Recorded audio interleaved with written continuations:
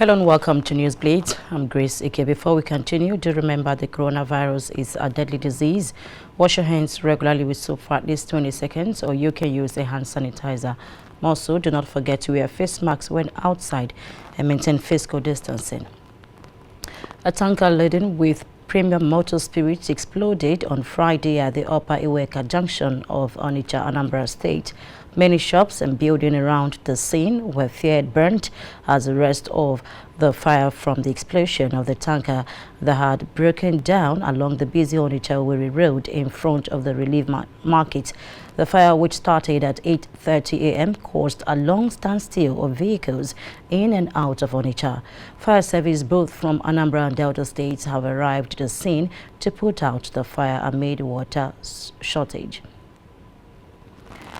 And in a related development, Governor Ifeanyi Okowa of Delta State has called for immediate assessment of the cause of the petroleum product tanker explosion, which raised down no fewer than 25 houses and destroyed valuables worth millions of naira in Ughelli North local government area of the state. Governor Okowa stated this when he visited the scene of the incident. He commiserated with the community of the tragedy and gave assurance that the government would take steps to cushion the effect of the inferno on victims. That we have now. So we must give thanks to God that the thing happened in the middle of the night and the people were alerted and were able to even move out. That shows that it was the grace of God was here, because I was worried about the timing of the night that it did happen. The other thing now is to be very vigilant and careful while we're waiting for it to please put the here and watch and see what is done. It's not a question of anybody getting out now, because you say we've gotten to this level, but one just has to be careful.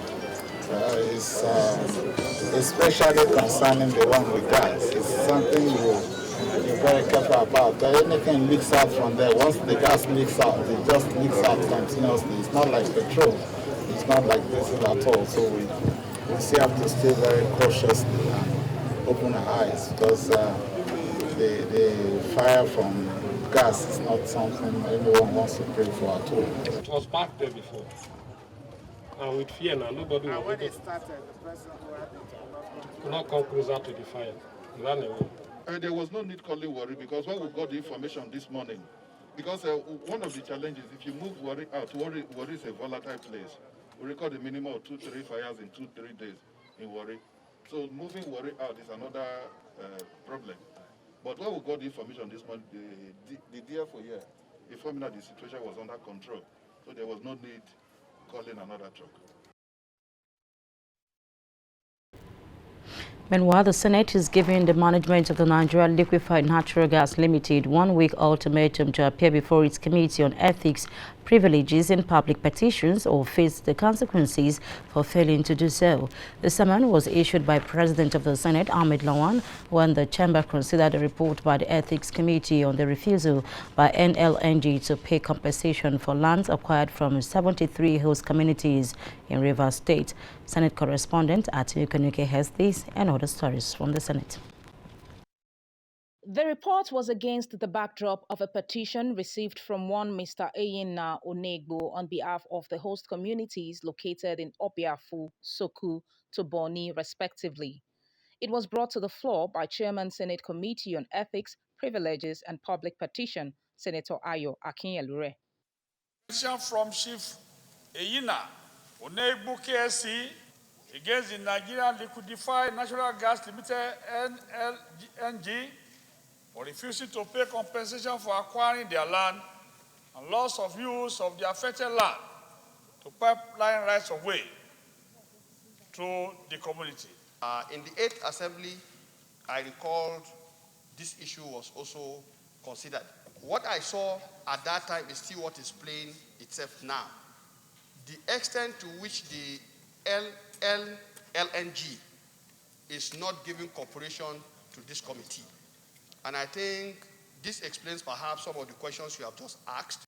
President of the Senate, while issuing the summons, gave NLNG an ultimatum of 1 week to compensate the affected host communities. On the motion, say aye. Those against, say nay. The ayes have it. Secretariat, you write the letter today, please. Because we said 1 week, it should not be at the end of tomorrow. Let it be by tomorrow morning, the letter is with the NLG. They have an office here in Abuja. Meanwhile, the Senate is also urging the Federal Ministry of Education to issue one Mr. Sunday Akinwale a National Youth Service Corps exemption certificate. This was contained in a resolution reached sequel to the consideration of a report by the Ethics Committee on petition received from Mr. Akinwale against the Minister of Education and Director General of the National Youth Service Corps for non-release of his exemption letter.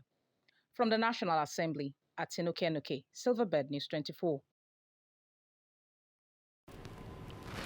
Still on the Green Chamber, the Nigerian Senate is demanding the prosecution of the policeman who allegedly tortured to death a former cleaner with a Chinese restaurant in Abuja, Mr. Shedrack Ochoche. The resolution followed consideration of a motion moved by lawmaker representing Benue South, Senator Abba Moro. Senator Moro, armed with a petition from the deceased family, noted that the 29-year-old Ochoche was arrested by the Mabuchi police station in Abuja on January 17, 2022, only to be told that Mr. Ochoche, who had died in the early hours of the same day. The Senate specifically insisted that the Inspector General of Police, Usman Baba Alkali, must identify the policemen who tortured and killed the young man and make them to face the law. Ochoche was working with a Chinese restaurant, and because he was owed salaries of upward of 3 months, he resigned from his job. 5 days after, the owner of the Chinese restaurant, popularly called Madam Pim Pim, laid an allegation against Mr. Ochoche that his car batteries were missing. The police subsequently arrested Mr. Ochoche and detained him. And so subsequently, on the 17th, the family went back again, only to be told that Ochoche had died. And when they went to the General Hospital in Wuse, they saw Mr. Ochoche's body with blood gushing from his mouth, his ears, and his nose. You may lay the petition if there is no effort at judicial remedy. There is none as of today. Okay, you may lay the petition, please.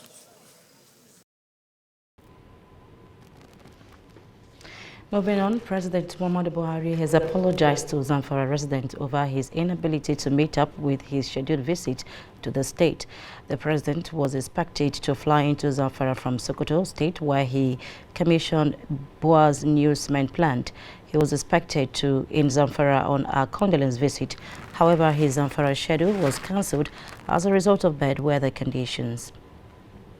My dear people of Zamfara State, it pains me that I can no longer be with you today as I had planned. I had just finished what I came to do in Sokoto at the Bua Cement facility and looking forward to meeting you. I have been told that the trip cannot hold anymore because of bad weather, which has made it impossible for the helicopter to fly to Gusau from Sokoto. I understand how you feel about this development, but I know that you will agree with me that Allah knows best. I particularly sympathize with your governor, Bello Matolle, and his cabinet, who have put everything in place to make the visit a successful one. I look forward to a more weather-friendly period when I will visit you. Security agencies are to sustain the onslaught against terrorists, restrict cross-border boundary infiltrations, and all unauthorized access to the gold mines in the state. The federal government and the Zamfara state government are working to ensure that peace returns to all parts of the state in the shortest possible time, and we expect all citizens to cooperate and support the armed forces and other security agencies. God bless the people of Zamfara state. Into politics now, the immediate past secretary to Ekiti State Government, Mr. Biodun Abayomi, has been elected as the candidate of the All Progressives Congress in the June 18 governorship election in the state. Mr. Biodun polled 101,703 votes to defeat other contestants in the primary election, which was conducted in the 177 wards of the state through option A4 amidst protest from 6 aspirants over alleged irregularities. Announcing the result of the party secretariat, the chairman of Ekiti State Primary Election Committee of APC and Governor of Jigawa State, Mohammed Abubakar Badaru, said Mr. Oyebanji won the primary election, having polled a total number of lawful votes in the election.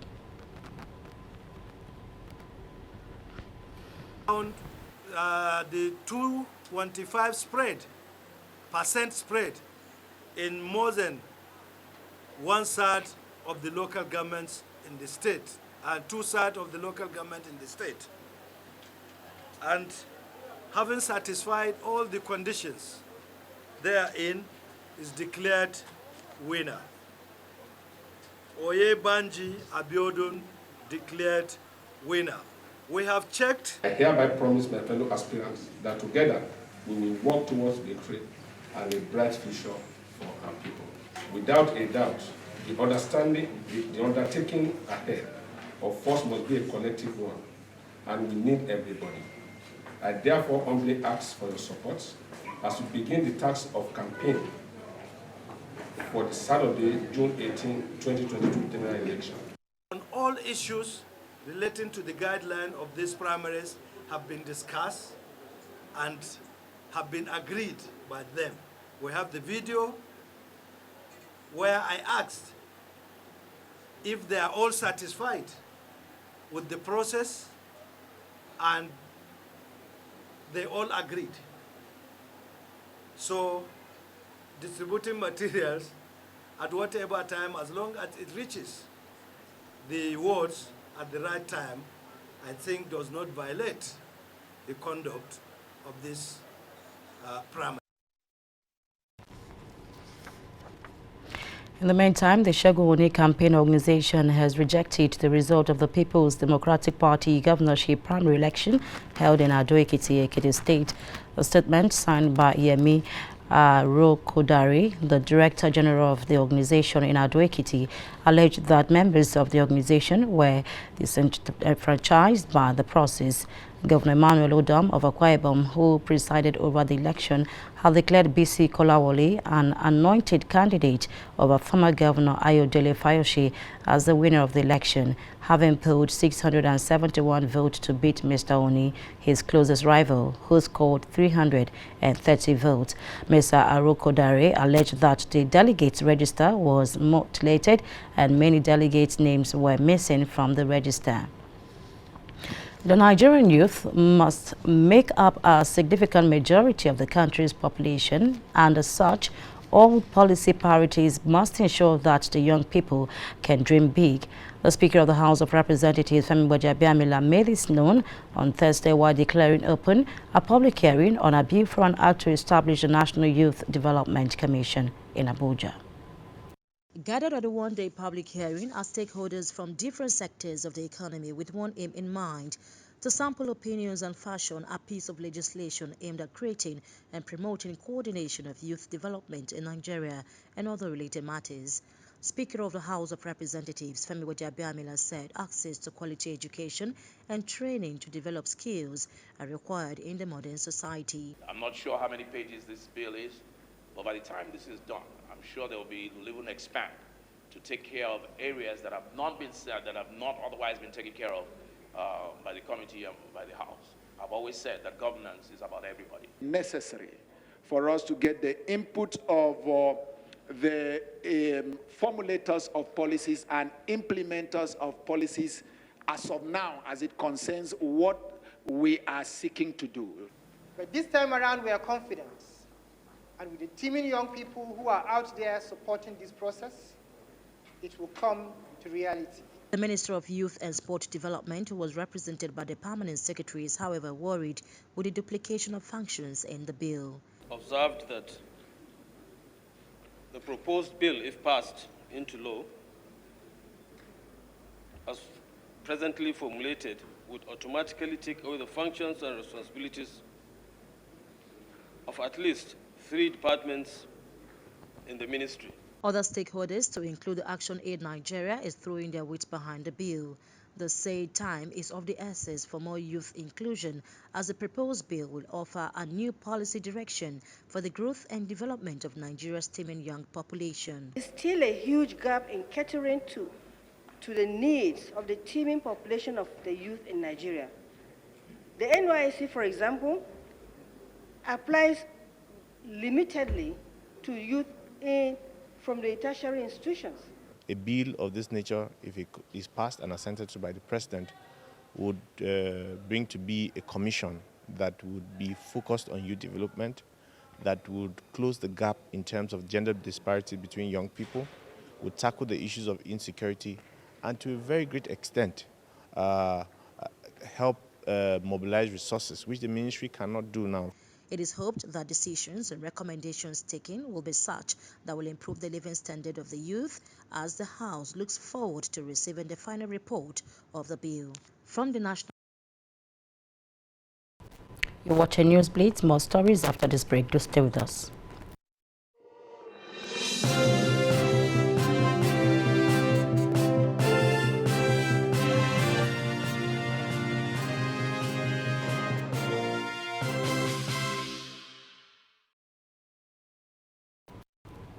The federal government has unveiled the Nigeria Postal Service debit card and agency banking in a move to deepen the nation's digital and financial economy. Minister of Communications and Digital Economy, Issa Pantami, who unveiled the initiatives in Abuja, also launched 27 NIPOS logistic vehicles. Correspondent Margaret Obo report. Nigeria has the biggest economy in Africa with over 200 million population growth. Although the country faces significant political, social and economic hurdles in building its digital economy, there is urgent need for the nation's digital transformation. To build on that, the federal government has unveiled the Nigerian Postal Service debit card aimed at strengthening the country's digital economy. If you look at these products we are here to unveil, they will go a long way in promoting and developing our economy in Nigeria. Furthermore, they will also help this government in delivering the second priority area, that is improving transparency and fighting corruption. With the unveiling of these initiatives, the general public can be rest assured that the government of Nigeria is doing all it can to open up our frontiers, encourage and facilitate business relations, and enhance socio-economic development. 27 NIPOS logistics vehicles were also launched to provide efficient service delivery. This initiative is actually expected to drive our business beyond the level where we will be relying on the government to fund our activities. And if you see the reform that the government has actually done with respect to the unbundling of NIPOS, with the creation of the new companies, the subsidiary companies, NIPOS Properties, and NIPOS Transport and Logistics, we see that all of these are tailored towards making NIPOS more commercially viable. The NIPOS card that is being launched by the Honorable Minister today is a card that is designed to do multiple things for the Nigerian economy and for the Nigerian people. So it's a card that is designed such that it works as an identity card and also as a payment card. And it's also to promote financial inclusion in Nigeria. Sterling Bank is just partnering with the company that is in charge of this. And we're also partnering with NIPOS to launch this one-of-a-kind type of card. Digital innovation improves the economy of every nation. It is expected that this initiative will promote financial inclusion in Nigeria. From the nation's capital, Margaret Ogbo, Silverbird News 24. The Nigerian economy is gradually growing, with the gross domestic product pegged at 3.2%. There are, however, concerns that with political activities taking the center stage this year, the slow growth of the economy will be stunted. This is one of the issues discussed at the launch of the 2022 Macroeconomic Summit in Abuja. Correspondent Margaret Obo reports. Nigeria is rapidly recovering from the pandemic-induced recession, but the pre-COVID-19 narrative of macroeconomic instability still persists. 2022 presents a good opportunity for the country to initiate tough economic reforms to propel sustainable economic growth and inclusive development. However, there are concerns that with political activities taking the center stage this year, the slow growth of the economy may not do too well. Foreign exchange scarcity and pricing, export promotion must be given the utmost priority in 2022.